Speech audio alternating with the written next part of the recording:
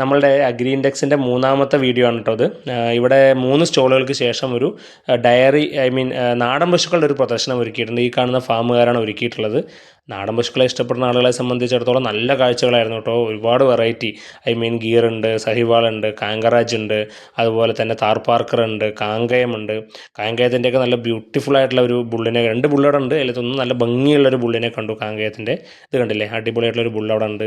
അതുപോലെ തന്നെ സിന്ധി പശുക്കൾ, ഞാൻ കുറേ കാലമായിട്ട് ആഗ്രഹിച്ച കേട്ടോ സിന്ധികളെ കാണണം എന്നുള്ളത്. സിന്ധി പശുക്കളുണ്ടായിരുന്നു, ഓങ്ഹോൾ ഉണ്ടായിരുന്നു, അതുപോലെ തന്നെ താർ പാർക്കർ ഉണ്ടായിരുന്നു. നല്ല അടിപൊളിയായിട്ട് നിൽക്കുന്ന ഒരു നല്ല ഫ്രെയിമുള്ള ഒരു പശുവായിരുന്നു. അതിന് തൊട്ടടുത്ത് തന്നെയായിട്ട് നഴ്സറികൾ ഒരുക്കിയിട്ടുണ്ട്. നഴ്സറികളുടെ സാധാരണ നമ്മളിവിടെ വരുന്ന സമയത്ത് എപ്പോഴും കാണുന്നതിൽ നിന്ന് ഒരുപാട് വ്യത്യസ്തത, ഞാൻ പറഞ്ഞല്ലോ കുറേ വർഷങ്ങളായിട്ട് ഇവിടെ വരാറുണ്ട്. അതിലൊരു വ്യത്യസ്തമായിട്ട് തോന്നിയത് ഇപ്രാവശ്യം നിറയെ പഴവർഗ്ഗ കൃഷിയെ പ്രോത്സാഹിപ്പിക്കുന്ന തരത്തിലുള്ള പഴവർഗ്ഗങ്ങളുടെ നിറയെ പ്ലാന്റ്സ് ഉണ്ട്. അതുപോലെ തന്നെ ഇൻഡോർ പ്ലാന്റ്സും. സാധാരണ ഇതൊന്നും ഇവിടെ കോമൺ ആയിട്ട് കാണാറുള്ളതായിരുന്നില്ല കേട്ടോ. ഉണ്ടാവാറുണ്ട്, വളരെ ചുരുക്കം ഉണ്ടാവാറുള്ളൂ. ഈ പ്രാവശ്യം നല്ല പ്രാധാന്യത്തോടു കൂടിയിട്ട് പൂച്ചെടികൾ, അതിനകത്ത് തന്നെ ഇൻഡോർ പ്ലാന്റ്സ് നന്നായി കണ്ടു. അതുപോലെ തന്നെ പഴവർഗ്ഗങ്ങളുടെ ഇൻഡോർ പ്ലാന്റ്സ് കണ്ടില്ല, എന്ത് ഭംഗിയുള്ള ചെടികളാണ്. വളരെ ഒരുപാട് വ്യത്യസ്തമായിട്ടുള്ള ഒരുപാട് തരത്തിലുള്ള ചെടികൾ ഇവിടെ കണ്ടു. ആർക്കെങ്കിലുമൊക്കെ വാങ്ങാനൊക്കെ താല്പര്യമുള്ളവരുണ്ടെങ്കിലേ 13-ാം തീയതി വരെ ഉള്ളൂ കേട്ടോ ഈ അഗ്രി ഇൻഡെക്സ്. അപ്പോൾ 13-ാം തീയതിക്കകത്ത് വരികയാണെന്നുണ്ടെങ്കിൽ വാങ്ങിച്ചിട്ട് കൊണ്ടുപോകാം. അല്ലെങ്കിൽ ഇപ്പോൾ ഇവിടെ നമ്പറൊക്കെ ഇതിനകത്ത് കിട്ടും. പക്ഷെ എന്നാൽ പോലും കോയമ്പത്തൂർ പോകേണ്ട കാര്യമല്ലേ ഉള്ളൂ. നിറയെ കാഴ്ചകൾ കാണാനുണ്ട്. ആർക്കെങ്കിലുമൊക്കെ പോകാൻ താല്പര്യമുണ്ടെങ്കിൽ കാഴ്ചകൾ കണ്ട പോലെയായി, കാര്യങ്ങൾ മനസ്സിലാക്കിയ പോലെയായി. ഇത്ര അടുത്ത നമ്മൾ പാലക്കാട്ടുകാരെയൊക്കെ സംബന്ധിച്ചിടത്തോളം വളരെ അടുത്താണ്. അല്ലാത്ത ആളുകൾക്കും തമിഴ്നാട് ഇത്ര ദൂരമൊന്നും അല്ലല്ലോ.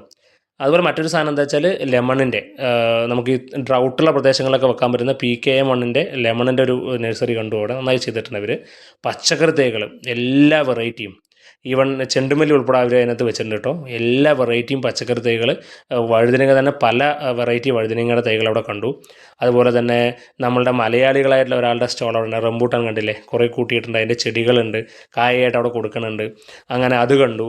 അതുപോലെ തന്നെ പിന്നൊരു സംഭവം കണ്ടത് ചന്ദനമരമാണ്. ഞാൻ ഇതുവരെ ഇങ്ങനെ ഒരു നഴ്സറി, ഒരു കമേഴ്ഷ്യൽ നഴ്സറി കണ്ടിട്ടില്ല കേട്ടോ, ആദ്യമായിട്ടാണ് കാണുന്നത്.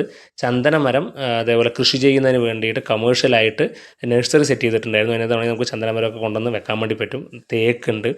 അതുപോലെ തന്നെ കാച്ചു നിൽക്കുന്ന മാവ്, ഈ സമയത്ത് ഈ സീസണിൽ, സാധാരണ മാവിൻ്റെ ഒരു സീസൺ അല്ലല്ലോ, അപ്പോൾ ഈ സമയത്ത് കാച്ചു നിൽക്കുന്ന ഒരു മാവ് അവിടെ ഉണ്ടായിരുന്നു.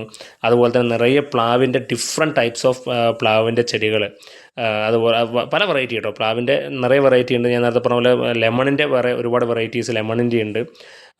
അങ്ങനെ എന്താ പറയുക, പഴവർഗ്ഗങ്ങൾക്ക് വലിയ പ്രാധാന്യം കണ്ടില്ല. പല വിദേശ ഇമ്പോർട്ടഡ് പ്ലാന്റ്സ് ഒരുപാടുണ്ട്. അങ്ങനെ ഒരുപാട് വിദേശ പ്ലാന്റുകളുണ്ട്. പിന്നെ തെങ്ങിൻ്റെ തന്നെ ഡിഫറെൻറ്റ് വെറൈറ്റീസും ഉണ്ട്.